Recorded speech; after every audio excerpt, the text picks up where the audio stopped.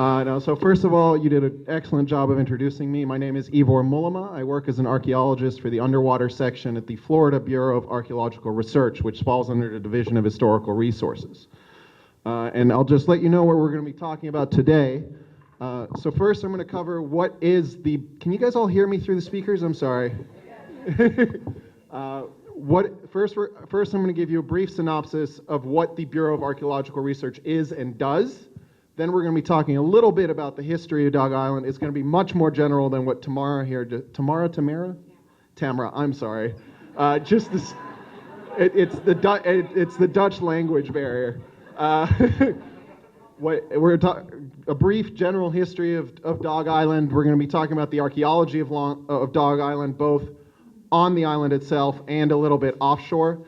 Then I'm going to be talking to you about the shipwrecks on Dog Island, specifically the most recent ones that were exposed during Hurricane Michael. And then we're going to be talking a little bit about what's next and how you guys can be involved in that process as well. So first off, the Florida Bureau of Archaeological Research is charged with managing, protecting, investigating, and documenting the state's archaeological resources on state lands. Now, on land, it's relatively easy to tell when you're on state property. We have signs up, fences, all that stuff. Water's a little bit trickier. Essentially, the state owns all freshwater sources, lakes, streams, anything up to the mean high water mark. As far as saltwater goes, in the Atlantic, that stretches out 3 nautical miles. And at the Gulf, you can kind of see it on this map right here, and I'll have a more detailed map for you in a second. It stretches 9 miles or 9 nautical miles into the Gulf. Less than 1% of these 18,000 square miles of water has been surveyed for archaeological historical purposes. Worldwide, the ocean has been surveyed to only 0.5% at a scale at which you can spot an airplane. You guys probably are all familiar with the big stories about trying to find an airplane in a big wide open ocean and them not finding them. That's exactly why. Conversely, we have 100% of the surface of Mars is mapped, which is millions of miles away.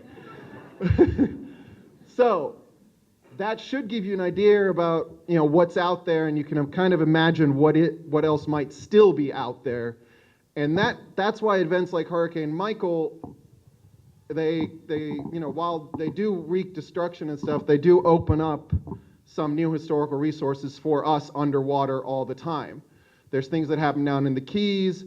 And of course here, as we'll talk about in a little bit, shipwrecks get exposed by shifting sands in a storm here all the time. And Hurricane Michael was strong enough to either wash 2 of them up or expose 2 of them that were buried underneath the seabank, or underneath the sand, sorry. And later on, I'll be talking a little bit about those and the identity or possible identity of at least one of those shipwrecks.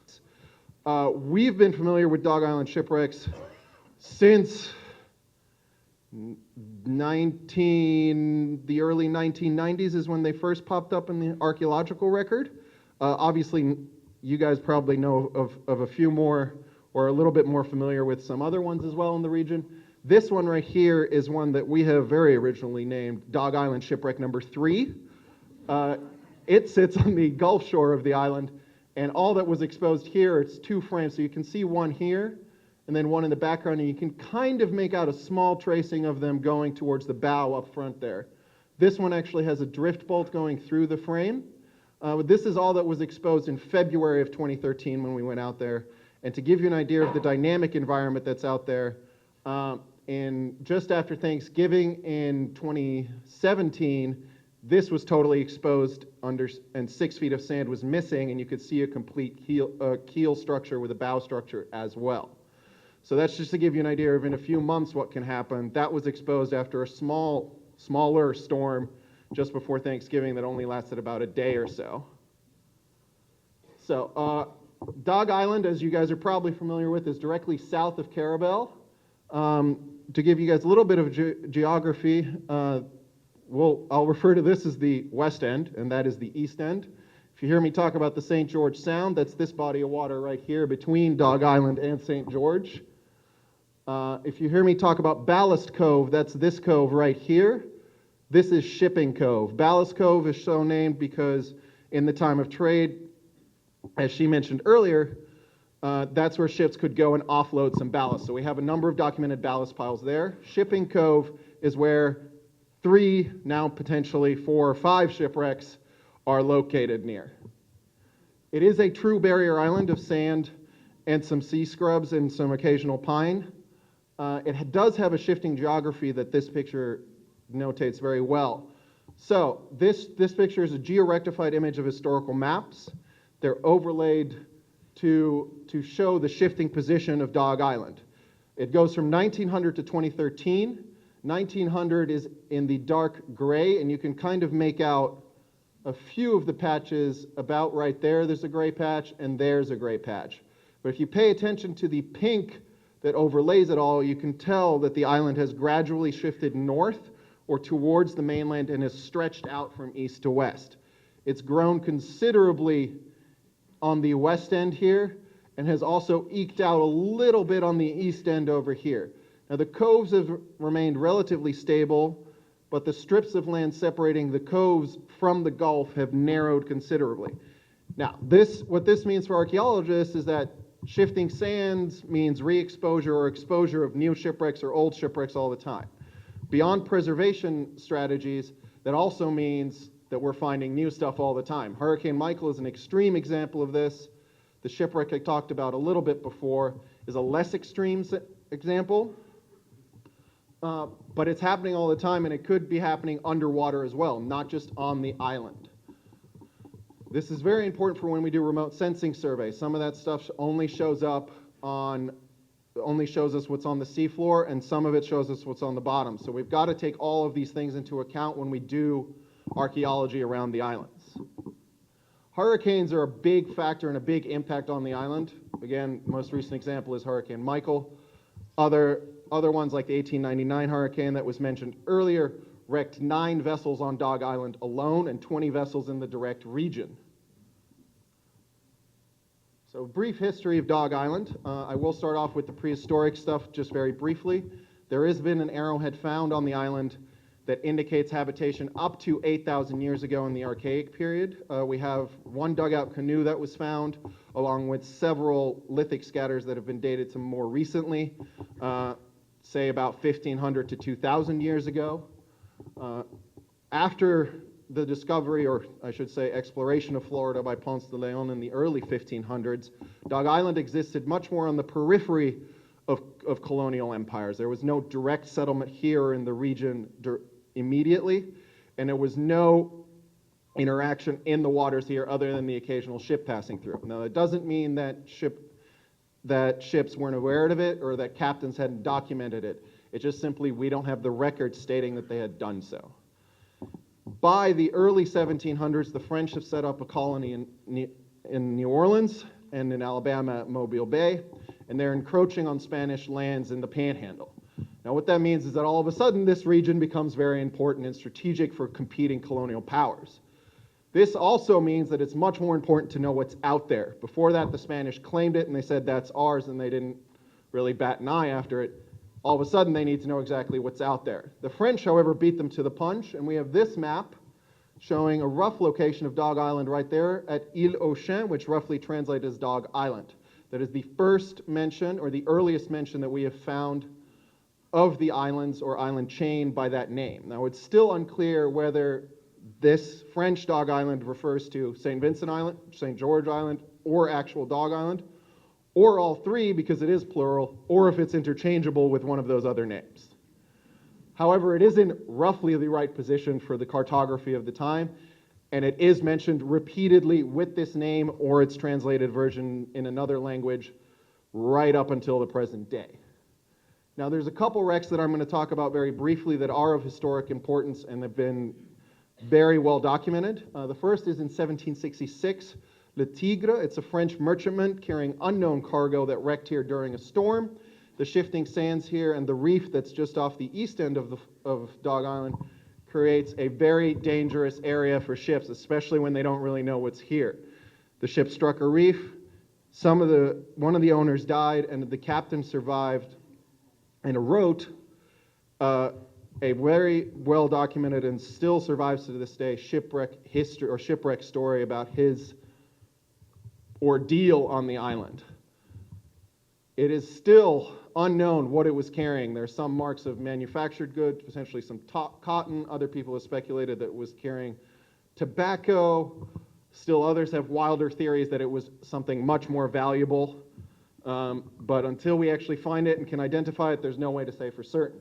Now, the other one kind of combines with the second event I have up here. The HMS Fox combines with the around 1800 activity of William Augustus Bowles. For those of you who don't know, William Augustus Bowles was a Britishman illegally operating in Spanish Florida with the Creek Indians, and he founded a nation called the Muskogee Nation. It was allowed to sail privateers under its own flag and had a navy based off St. George Island. If that's where their navy was, they undoubtedly were aware of Dog Island and the safe harbor it offered.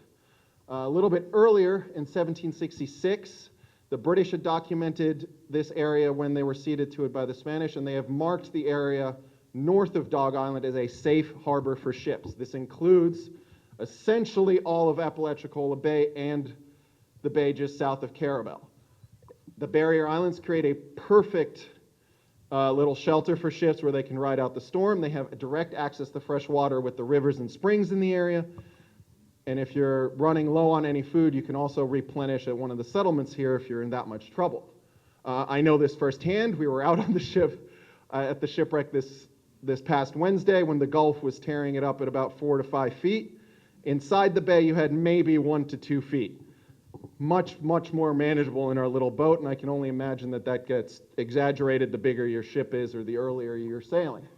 After William Augustus Bowles' activities cease, we enter the period that was talked about earlier. From 1800 to 1860, we have a great focus on trade. In this time, it's mostly cotton coming down from Alabama, Georgia, and later other plantations in Florida. Sea cotton was highly prized by buyers both domestic and abroad, and millions of dollars of cotton flowed out of Carabel, Apalachicola, and the general region.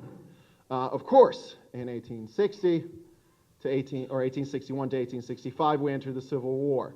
Most of that trade disappears completely, although it was already in decline before the war. And from 1861 to 1865, we have direct evidence of blockading activities by Union forces and also smuggling or blockade running activities by Confederates. There are several ships operated in the area. Apalachicola was taken and immediately abandoned by Union forces on the same day. That ended most Civil War activity in the area. We do have some documents of captured blockade runners being burned, other ships being burned, or industrial activity or industrial sites in and around the islands being destroyed or captured by Union forces. Now, from 1865 to about 1930, we enter that exact period that was discussed just before I started talking. We focus on lumber and fish. Lumber becomes naval stores, which goes into barrels, which is exactly what you see in all of these barrels lining Carabel Dock here. Now, this is just the pier, so you can imagine what's in all the 22 warehouses that were also in Carabel. Wooden shipbuilding was still being used quite heavily. Turpentine, pitch, and tar were essential. You'll see some pictures of that later. Pitch and tar were used in the caulking process of a wooden ship, where you could take some oakum, mash that down in between the planks as waterproofing, and mix it with the tar to ensure a good, solid seal. Ships needed a constant supply of this. Their wooden ships always leak and need constant attention. The pitch, tar, and from this area was highly prized and very cheap. And as you mentioned, it became one of the biggest international ports of the region, if not of the entire Gulf. Fishing industry was much more localized. You see here in the background of this picture a couple of fishing schooners. Now, it's only localized because of the extent of travel. The technology did not yet exist to keep fish fresh for much longer unless you salted it, but you could transport it for a couple of days and sell it on later. During this heyday, we have the 1899 hurricane, which is this picture. This shows 1, 2, 3, 4, 5, 6, 7, and a potential 8th vessel behind the Favette wrecked on Dog Island alone. In this direct region, we have over 20 documented wrecks. Of these, 9 vessels that were wrecked on Dog Island. 4 were abandoned there, and the other 5 were floated. One of the ones that was abandoned was the Jafnahar, which is this one, the Vala, which is that one right there. Those are both Norwegian barks. All of these ships were engaged in the lumber trade in the area. They're specially designed for that. If they did, they would have had, like the American Berkantine that you see over here, in the bow, they would have had a special hatch that would have allowed access directly into the hull to store long staves of timber, long planks, long beams, and even raw timber. In World War II, from 1941 to 1945, there was a training camp on the island, and the Air Force, or the Army Corps of the Army at the time, used some of the waters around here as a practice range. The U.S. Army also performed rehearsals for amphibious landings like D-Day or operations in the Pacific in these areas, because the beaches in here, if you've looked around, work perfectly for any kind of practice scenario that you could possibly want. So, a brief overview of the archaeology of Dog Island. In 1995, there was a comprehensive terrestrial survey of the island. They discovered a couple of prehistoric sites and 1 shipwreck. They did extensive shovel testing, and they found 1 prehistoric site that's right on the shore. Now, what that means is that it is eroding into the water, and there might be a submerged component to that, which is something we'll have to look at once we get back to remote sensing in the area. In 1999 and 2002, FSU's Program in Underwater Archaeology, or PUA, performed extensive historical research and archaeological research on the island. That's the picture you see here of them documenting one of the exposed shipwrecks of the time. I can tell you that that shipwreck is now completely underwater and no longer on the shore of the island. So in 20 years, the island has moved far enough north to completely submerge that shipwreck. You can't see it from the beach anymore. In 2012 and 2018, BAR, or the Bureau of Archaeological Research that I work for, was active on the island. We got another report that a storm had exposed a shipwreck on shore, and they went in to investigate. The same thing happened in 2018, and that's what this picture is from. Now, this is a difference of maybe a few weeks from when the storm was, and you can already see that the shipwreck is totally buried with just some frames poking out of the sand there. And then, of course, we have Hurricane Michael that I'm all here to talk about, and we'll get to all that in a second. This is Hurricane Michael as we saw it last Wednesday. It is directly in, or one of the Hurricane Michael wrecks as we saw it last Wednesday. It is directly in the surf zone. This is it at about halfway between low and high tide, and it is getting beat. Behind here, it extends for a large area, maybe about 70 or 80 feet in total length. And then, so after all this archaeological surveys were completed, we have a brief synopsis of the maritime archaeology on Dog Island. We have Dog Island shipwrecks numbers 1, 2, and 3, which you see on the map here. This is the area where shipwreck number 2, traditionally identified as the Vala, or one of the Norwegian lumber ships, was. Dog Island shipwreck number 3, tentatively identified as the Jafnahar, one of the other Norwegian lumber ships from 1899 that wrecked here, is there. The circles to the east and to the south of that mark possible barrel wells by explorers or by shipwreck survivors, or they're just barrels that rotted out and look like barrel wells. We haven't quite determined that yet. This is shipwreck number 1, which is the one that you saw exposed earlier when I talked about the archaeological surveys on the island. It is now a considerable distance offshore, and while not inaccessible, we'll need some more intense operations to investigate that fully or assess the state of it.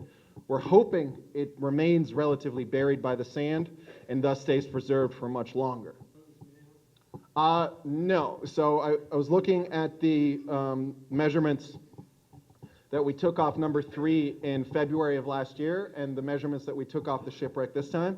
Now, while they are similar, this one is of the Hurricane Michael has bigger dimensions, so it's not from the same wreck as I see it now. Further investigation might yield that it's a similar ship because it looks very similar and has some of the same characteristics, but we'll get to that in a little bit.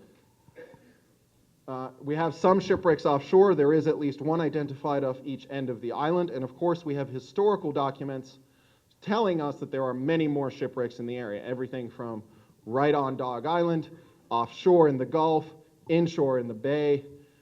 From the Civil War to earlier, and from the Civil War onwards, there's even a couple of U-boat victims in the area that have yet to be found. Now, Hurricane Michael, as you all know, hit in October of last year.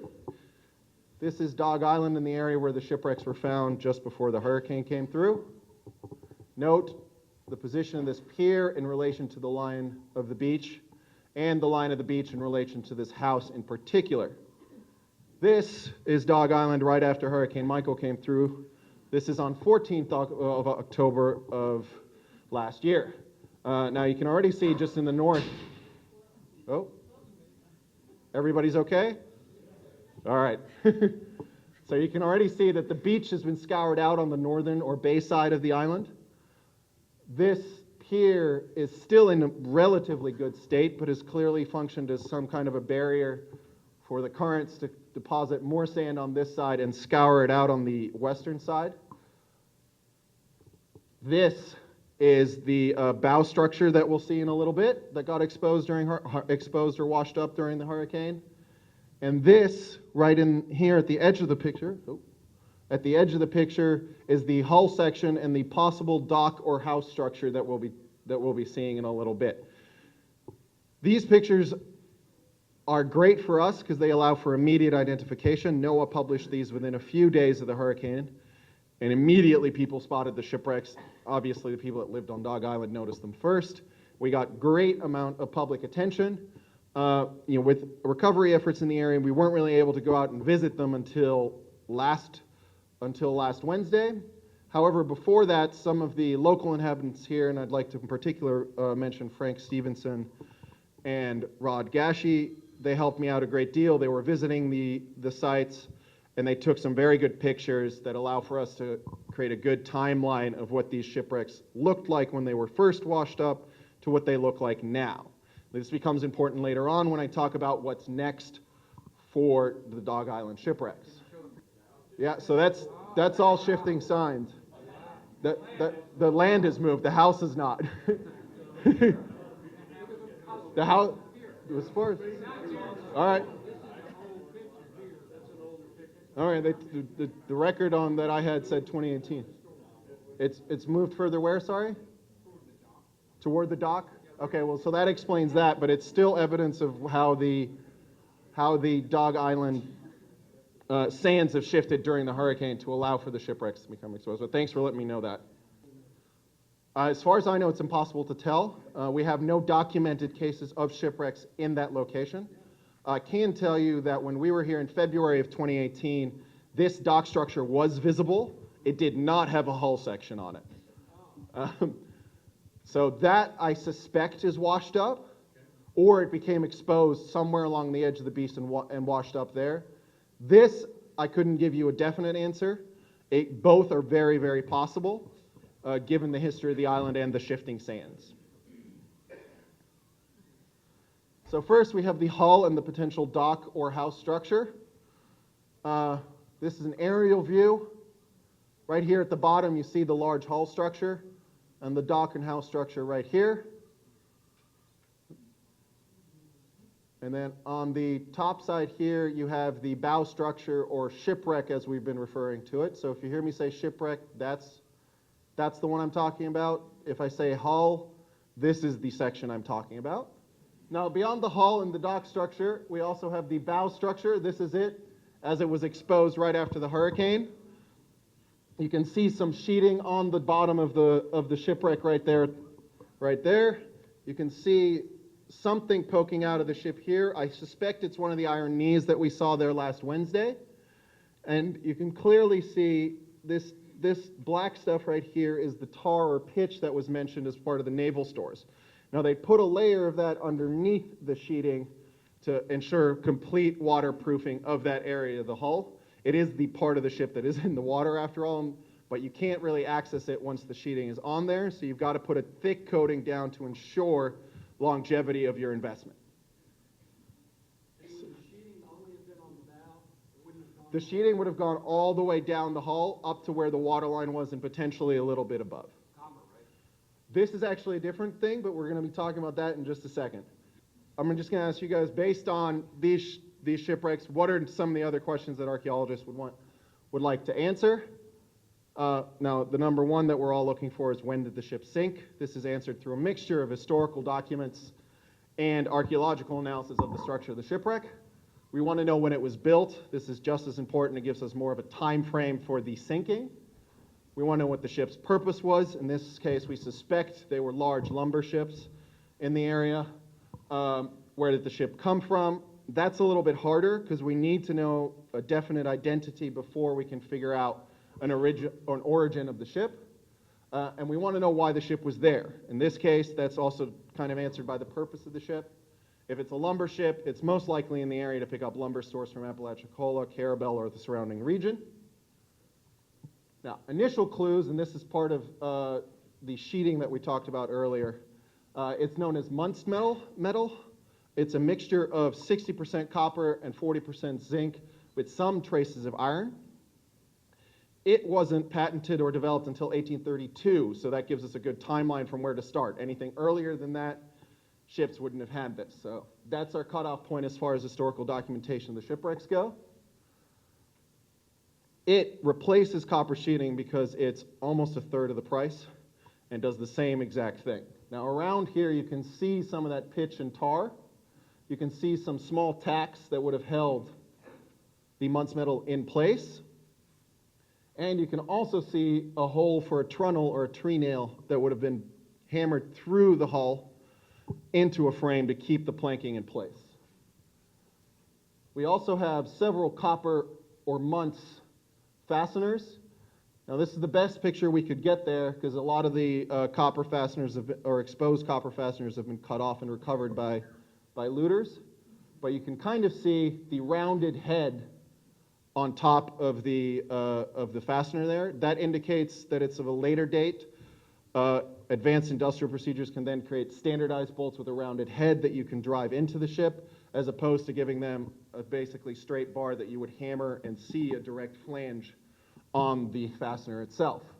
We also have some charred timbers on the bow structure of the shipwreck that was exposed. You can see the black charring on the edge of the frames that indicate that this ship was likely burned to the waterline.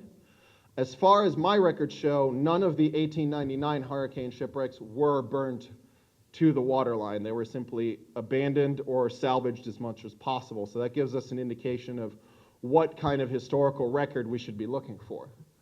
Another one, you can't quite see it because it's underneath all this sea foam, is there's concrete in the bow of the ship. That would have been used as ballast or potentially as a small structural component in the bow where it's taking a lot of beating from the waves and as it travels. That wouldn't have been used in shipping until much later in the 19th century. So that again gives us a good starting point for a timeline for a historical search as well as for the archaeological record. So the bow structure, the best way for us to identify this is to take measurements of diagnostic timbers. Diagnostic timbers in this case are the keelson, which sits right above the keel inside the hull and runs the entire length of the ship. The frames, which you can see sticking out here clearly, you have floor timbers, which create the bottom of the hull and then climb up in futtocks or other frames to the top of the ship. We have outer hull planking, and we have ceiling planking. Now, if you hear me mention ceiling planking, that's simply the planking that's on the inside of the ship. So that's what you see exposed right there and along the right side of this picture. This picture was taken in October of last year. The shipwreck has since moved and is sitting much more parallel to the shore now, and it continues to shift position as the waves and storms and general currents of the area keep working at it. Now, the keelson was 14 inches sided or along the top of the shipwreck, or along the top of it. Hull planking was an average of 3.9 inches thick. The frames were almost square at 10.5 inches, or 10.4 on one side and then 10.7 going the other direction on average. And the ceiling planking was an average of 4.6 inches thick. Now, the reason this becomes important is because in later years, and especially in the later half of the 19th century, which is when we're looking for this shipwreck, insurance companies, navies, and countries all had laid out strict guidelines for the construction of the ship. If your ship was 300 tons, you needed a keelson that was this big, and a keel that was that big, and a hull plank that was this thick at this specific location. We have all those records and those dimensions that they require. That allows us to provide a rough idea of the size of the ship, which then also allows us for further identification. You guys, so this is the keelson. Some of you will have noted in some of the pictures that came out, there is a square or rectangular hole in the top of the keelson. We suspect this was a vertical deck support. It's a little bit too underbuilt to be a mast step. If it was a mast step, it would have had more construction going either side of the keelson.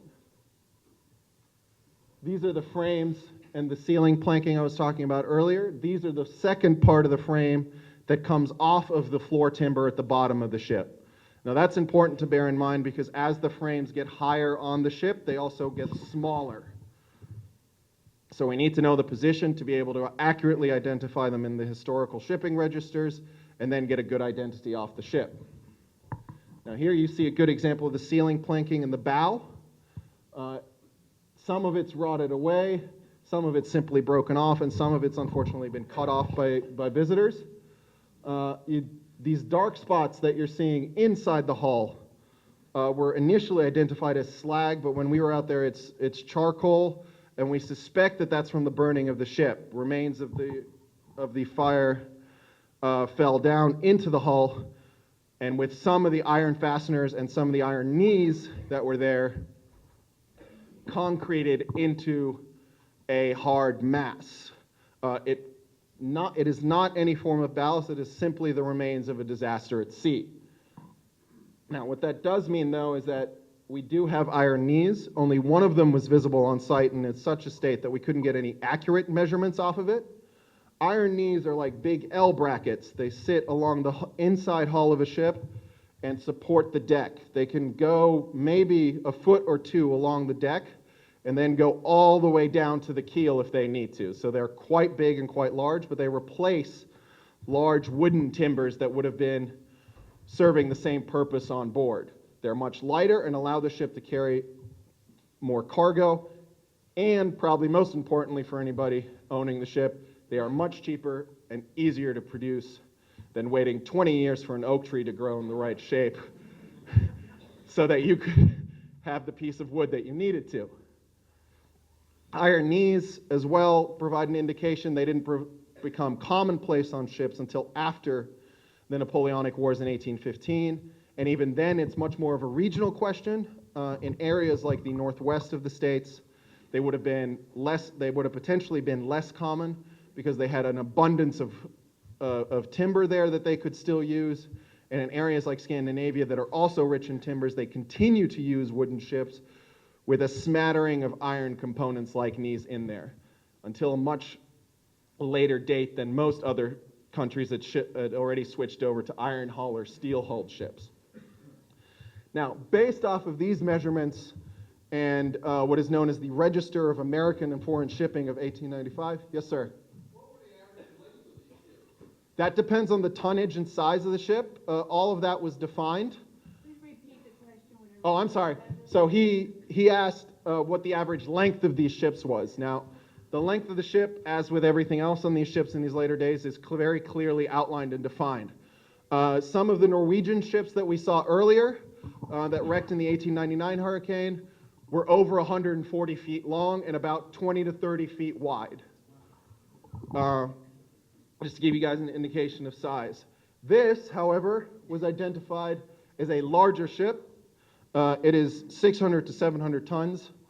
Initially, I thought it might match the Hindu, which is a 1899 Norwegian lumber ship that was built in Germany, and you can see it in the picture here with a couple of the other wrecked ships in the background there. Now, other than the masts and the sail, wrecked in 1899. Excuse me, he asked me if it was built or wrecked in 1899, and it was definitely wrecked in 1899. It was constructed within a couple of decades before then. And it was constructed in Germany. Now, other than the sail hanging over the side and masts and spars being all helter-skelter after a hurricane, this ship is actually in very good shape. Even though I thought it matched it, and it's a likely candidate with that area and some of the other shipwrecks that have survived in the area, this ship was refloated and salvaged. So it can't be the one that's left behind. It also shows no history of burning, which eliminates it even more, because it would... Do you have a question, sir?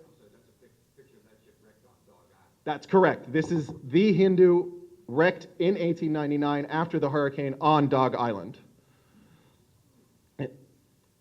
It, however, did match the size of the ship. We think the ship, based on the measurements we took, is 600 or 700 tons, potentially up to 800 tons, depending on how much play they had with other components of the ship. This is a 632-ton vessel.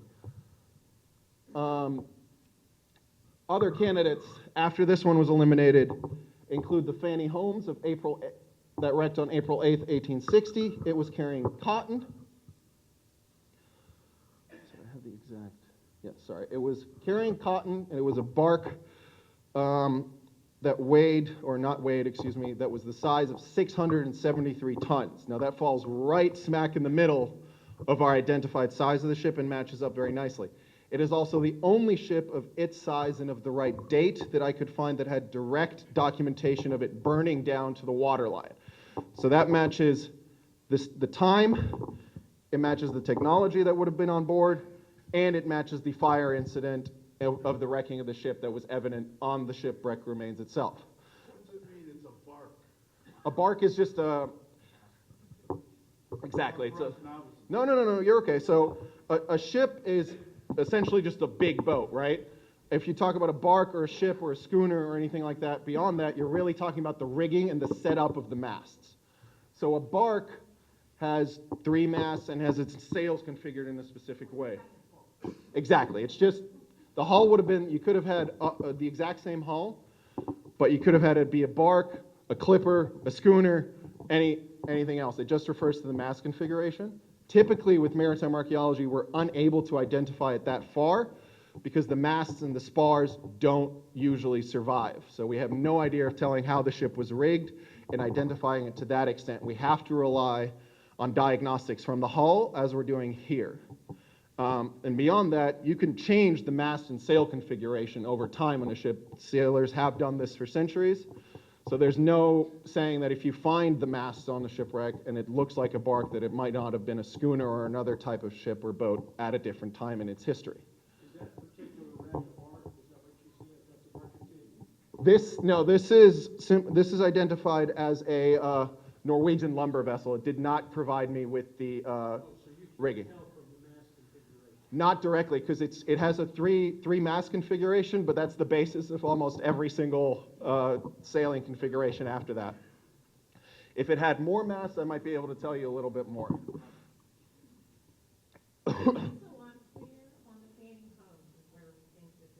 Potentially. So the other candidate that we have is the Kelly B that was wrecked in March of 1875. It sank in a storm, and it weighed in at 738 tons, which also falls a little bit towards the higher end of our range, but still falls very nicely within it. However, it does not have any documented evidence of burning. So as far as these 3 candidates are concerned, as you've mentioned, the likeliest candidate is the Fanny Holmes of April 1860. This is not a definite identification. We don't have enough diagnostic measurements yet to completely confirm this. Wood samples that we could possibly take in the future would aid in identification. And there's nothing to say that any of the vessels that were mentioned as wrecked of a similar size weren't also burned or had some fire damage on board.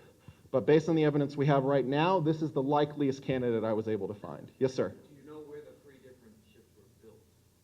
No, I just know that the Hindu was built in Scandinavia or Germany.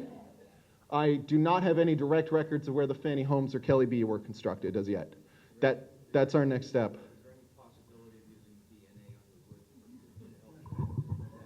That is one of the. Oh, sorry.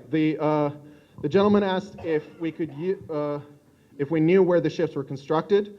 I do not know where the Fanny Holmes or Kelly B were constructed. And then he asked me if the DNA or the identification of the wood would aid in the identification of the shipwrecks or where they were constructed. That is very true. It is one of the tools that we use to identify ships. However, it does not usually provide a definite tool unless it comes up as a Cyprus ship and we know only of one Cyprus ship in the area. But it can, if we age the wood, provide a rough range of dates that we could look in for historical documents. And if we know that it's one particular wood that was favored by or for a particular construction project, then we know that it might be associated with that, but it won't provide us with a definite identification of the ships themselves. For that, we usually have to rely on artifacts that we can directly associate with historical documents or a manifest of the cargo that was on board. Or if we're very, very lucky, we find a ship's bell that says Fanny Holmes on it. And that pretty much settles it for us. Yeah. So are both the Fanny and the Kelly supposedly went down here also? Yes, they went down in the vicinity of Dog Island with it. That's all it says in the historical records that I have on hand right now. We only were out there last Wednesday, so we're kind of in the beginning stages of narrowing down a firm identification of the shipwreck. As we get further, I'll be sure to share any information we have with the Carabel History Museum and the Lighthouse Museum here to make sure that you guys keep up to date with that. Yes, sir. So the gentleman asked or mentioned that you could use the fasteners that were in the ship to identify the ship. Sometimes they have maker's marks on them. The particular style, shape, size, material used for the fasteners all allow us to identify it, but it's kind of the same story as with the wood unless we find a definite mark on the fastener that says, like you said, in New Hampshire, there was a shipwreck that Paul Revere had stamped his maker's mark on the copper fasteners. Without something as direct evidence like that, and especially in a more industrialized time period as we're looking at here, these would have been much more plain. You would have, here's your crate of copper fasteners, go ahead and use it on the ship. Potentially the box would have had where it came from. Maybe it didn't. Then the other case is, in this case, the fasteners are still deep, deep in the wood, and we haven't been, to pull them out is a whole operation in itself, and we don't know what that would do to the ship. However, looking at them, measuring them, potentially collecting samples from them for metallurgical or wood analysis would again put us more and closer in the ballpark of identifying these ships. Okay, so that's exactly the response I was going to give. The madam here asked if what the next step is with exposed shipwrecks like that. I'll be covering that in a little bit more detail towards the end of my presentation, but she basically mentioned or questioned whether we would leave them in place, rebury them, or completely dig them up and recover them. Now, I'm going to be covering the various situations and scenarios that we can towards the end of the presentation. That'll hopefully answer that question. So as I mentioned, the Fanny Holmes is the likeliest candidate that we have at this moment. It is not in any way definite, but it is a good starting point for us to move forward from there for more historical research or provides a guideline for further research on the wrecks themselves, because we can look at specific aspects that might lend for a more definite identification of the ship itself. Now, from that bow structure or that shipwreck, we move on to the hull section. This on the right here is the hull section as it appeared on Wednesday when we were there. You can see, compared to this photo at the bottom left here that was taken just after the hurricane in October or November of last year, it is no longer resting on that dock or house structure that I mentioned earlier. It is completely free of that. That's actually in the surf right over there. So, as I mentioned before, Dog Island is a very dynamic environment. It does mean that these ships can be moved. Water is much stronger than you think. It has shifted shipwrecks completely upright in the keys that were 200 feet long and made completely of iron. So it is entirely possible that some waves or the currents over time or scouring of the sand meant that this shipwreck has moved off. You can also see a little bit more damage right there and we'll cover that a little bit more later, there is a frame poking through the hull planking. That is not evident in October or November, so that we suspect, looking at that damage, that that's really caused by nature enacting on the hull section there. Unfortunately, when we were there, the tide was coming in and we only had a little bit of time. So we're only able to get measurements on the hull planking. That does provide a rough identification. And I mean rough because we have hull planking on there that fits a vessel that is 800 to 2,000 tons in size. Now, our key issue here, beyond not being able to get to the frames that are completely buried in the sand, we tried digging them out a little bit, but every time a wave would come, it would completely rebury them again. So that ended up being a lost cause until we can come back. Another issue we face with the hull planking here, we, as yet, do not know which part of the ship this is from. Is it closer to the keel, where the hull planking and the frames would have been bigger or thicker, or is it further and higher up, where the planking, or where the size of the frames and the planks start to vary a little bit? If we're able to narrow that down further, that would allow for a more definite identification. But as yet, we have hull planking that's 5.58 inches thick on average. What that means is that it fits on different parts of the ship, anything from an 800-ton vessel to a 2,000-ton wooden vessel. That means anything in size from 150 feet up to a potential size of maybe 250 feet. So again, even with that, it's a big range. Lots of ships in the area fit that. I can say with relative certainty that this is not likely to be of the same ship as the bow structure is. Now that's a little bit surprising because they both washed up at the same time, so you might expect them to be from the same wreck.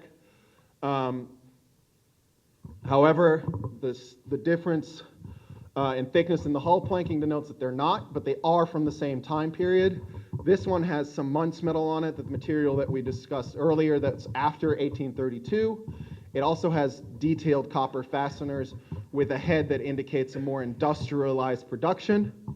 So it is from that same time period, but if you look, and I think you had a list posted at the back of Dog Island shipwrecks, you'll see after 1832, the list is still very long. And it is all kinds of ships, from everything from a small fishing schooner to a large sailing vessel, which is what this falls under. So with this shipwreck, unfortunately, I'm not able to give you a name of a ship or any candidates even. All right, so he asked me what fasteners I'm talking about. So the fasteners I'm talking about are the ones that we saw a little bit earlier. That's the large one, okay. Yes, it is the large one. We have some smaller ones. Yeah, when we were out, Yeah, so the copper cut nails that you saw, I suspect, are sheathing tacks. He mentioned that he saw some what looked like smaller copper cut nails on the beach or on the ship itself when he was out there. When did you say you were out there, sir? In October of last year. So if we look at this picture of the Muntz metal, I think what you saw are probably these. October 13th. So what you saw is probably something about that size. Those are no big. The shaft was square? That's still very possible at this time period. So what he mentioned is that he saw a lot of square copper cut nails. That is still very possible at this time period. They're not all going to be rounded, and different nails provide different services on a ship. A ship made out of almost an entire forest of wood requires all kinds of different kinds of nails, so it's not completely out of the realm of possibility that was there. If they were completely loose, it is also possible that they were ship stores or kept the spare. They were in the ricks? Okay, yeah, then I suspect that they served something like the sheathing purpose if they were embedded. However, I'd need to take a good close look at them. These were all in the inside section. Unfortunately, doesn't have an identity that I can ascribe to it right now. However, we were able to identify some very obvious threats to the shipwreck itself. First, we have looting. Now, what you see in this picture is a freshly cut copper fastener that somebody sawed through. Over here is another a thicker copper fastener that was completely embedded in the wood and hadn't been extracted yet. So you can clearly see the difference in coloration between a fresh cut and a old cut or a damaged fastener. Now, as I mentioned before, any shipwrecks or archaeological resources that fall within state waters are directly property of the state. It is at the very least a misdemeanor and possibly up to a third-degree felony to remove anything from a ship or from an archaeological site without direct permission. If you see anybody doing this while you're out there, please just tell them that it is state property, that they shouldn't be taking anything, and if they continue to, either call the local police here, or we have very good relations with the local FWC, and they're much more familiar with the archaeological laws of the area. Now, the second one is surf damage. Now, this is a picture of that damage that I was talking about on the hull. The hull has since moved, as I mentioned. It is likely that during that process, one of the frames became dislodged and decided to poke its way through the hull. That break that you see there is not a cut mark. We didn't see any saw marks or anything there, so we think it's just old wood that's gotten damaged and decided it couldn't hold on anymore. We also face exposure damage. This is one of the inside ceiling planks on that bow structure that we saw. You can see it's all cracked and dry right now. So that's what happens to wood if it dries out after it's been soaked and completely waterlogged. The water replaces some of the cell structure that's in the wood, and then eventually, if you let it dry out completely, that cell structure completely disintegrates and the wood will just fall apart. This has been minimized because it keeps getting re-exposed due to the tides and shifting sands, but that is a concern that we need to note. If you notice any changes or anything else, please feel free to call us. I have a lot of business cards with me. There's also some cards from the Florida Public Archaeology Network in the back that tell you what to do if you ever find any artifacts on a beach or anywhere else. And you can call them. They're a great public resource, and we definitely trust them to help you guys with anything associated with these wrecks. Okay, so he asked me if when the wood becomes waterlogged, does the water penetrate throughout the entirety of the timbers, or does it simply penetrate to a certain depth? Both are possible. It depends on the age and type of wood. I've seen very recent shipwrecks where the water has soaked completely through the timbers, and I've also seen very old shipwrecks that are hundreds of years old where the wood is soaked all the way through. So he mentioned that there was a timber or plank found on St. George Island, and after a recent storm, and with the current patterns and the wind patterns during that storm. Sure thing. So the information on the talk will be on YouTube. You mentioned a beach TV network, and as well I'll be providing the PowerPoint directly to the History Museum for distribution after that if they need to catch up on anything that they've missed or if they're anything like that, and on the Facebook page as well. So finally, after we assess these threats, and I am wrapping it up here, I apologize for taking a little bit longer, we have to decide what's next. Now, the first step I mentioned is more historical research, identify some more ships that may have gone down in the area that would have burned, and match the criteria that we've identified so far. Further archaeological investigations, looking at things like those square cut nails that you mentioned, possibly identifying the wood, some more detailed analysis of the fasteners are also very much in the ballpark of what we might do in the future. We would also like to perform an additional remote sensing survey offshore of the island to discover any other remains that may have become exposed or are exposed underwater that may or may not be associated with these shipwrecks and these timber fragments. And then you asked me earlier what the next step as far as preservation and conservation would be. Conserving a wooden shipwreck is very, very, very, very, very expensive. Generally, what you do is you take the waterlogged wood, and we use a compound called polyethylene glycol, or PEG for short, and it soaks into the wood and slowly replaces the water in the cellular structure, and I do mean slowly. They have recovered entire shipwrecks in the 1960s, and they are still treating them with PEG. PEG is very expensive, and we can only really justify it for smaller timber fragments. We cannot, and we do not have the facilities to conserve an entire shipwreck like this at this time.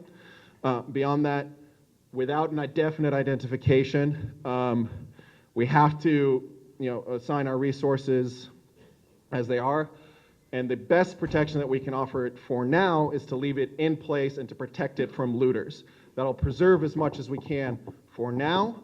We will enter talks and potentially post signage with FWC on the island as long as we get permission from any landholders that are associated with the property. But that is definitely the best course of action for now. Coupled with leaving it in place, that does not mean that we just forget about it.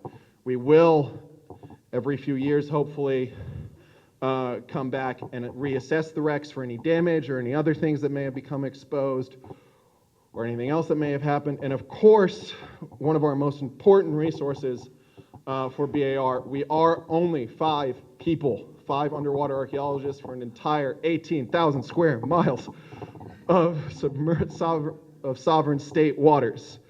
If you do the math real quick, that means we're each responsible for over 3,000 square miles of ocean. I'm a good swimmer. I can't swim that far or that fast. So what we would very much appreciate is anybody that goes out to the wrecks, send us pictures, send us updates or changes that you may have identified. We've already gotten a great response on these wrecks so far. I have my business card here. I have more information in the back. If you'd like my contact information, please feel free to reach out. And anytime you go out to the wrecks, even if it's just 1 or 2 pictures, that might still tell us how the wrecks are doing and if we need to go out there. So if you guys could reach out to us, call us with any changes on the wrecks. And of course, as I mentioned, to combat the looting, if you guys see anybody on board there, please, as first course of action, just explain to them that these wrecks are state property. If you do take from them, that is an illegal act that can be punishable by prison time and a large fine. And then if they don't stop, yes. And I would like to, I'm glad to hear you say that 1 nail could be the evidence necessary to identify a ship. And that could be one that somebody decided to take home, So that's exactly why, Joan here mentioned that 1 nail could be key to identifying the ship, and that's very true. Especially anything that's exposed and easily accessible to us is just as easily accessed by looters that want to take parts of the shipwreck away.